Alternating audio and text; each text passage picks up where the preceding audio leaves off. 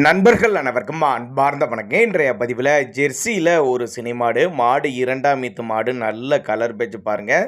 செவல சட்டையில் நல்ல colour page நல்ல கரவத்திறன் வாய்ந்த மாடு அப்படின்னு தான் நம்மளோட விற்பனையாக தெரிஞ்சுக்க. அப்படியே மொட்டை போடி டைப்பு தண்ணி தீனிலாம் வைக்கவே முடியாதுங்க. இந்த மாடு அந்தளவுக்கு தண்ணி தீனிலாம் முழுந்தி குடிக்கக்கூடிய மாடு அப்படின்னு தான் நம்மளோட விற்பனையாக தெரிஞ்சுக்க. அப்படி கம்மி பட்ஜெட்டில் விற்பனைக்கு வந்துருக்குது.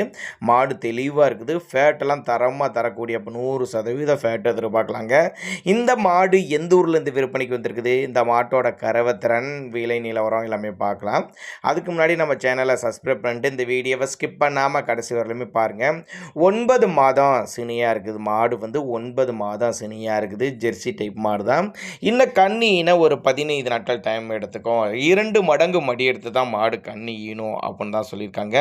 விற்பனைக்கு வந்திருக்க இடம்னு பார்த்தீங்கன்னா சேலத்துலேருந்து விற்பனைக்கு வந்திருக்குது. சேலத்தில் இருந்தால் ஆல் ஓவர் தமிழ்நாடு டிரான்ஸ்போர்ட் வசதி அரேஞ்ச்மெண்ட் உண்டு.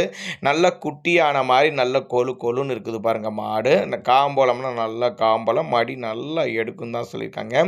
கறவை திறனை பொறுத்தவரை ஒரு 12-13 லிட்டரு கறவை சொல்லி 13 லிட்டரு கறவை குறையாது அப்படின்னு தான் நம்மளோட விற்பனை தெரிஞ்சுக்க. அப்படி நேரில் வாங்க, மாட்டை பாருங்கள், நெத்தி சுழி முது சுழியை பாருங்கள், தண்ணி தீனி எந்த அளவுக்கு எடுக்குதா, மடி கூச்சம்லாம் எல்லாமே பார்த்து செக் பண்ணியுமே ஒவ்வொன்றையுமே பார்த்து செக் பண்ணியே ஓட்டிக்கங்க. அந்தளவுக்கு நல்ல தரமான பொருள் அப்படின்னு தான் சொல்லியிருக்காங்க.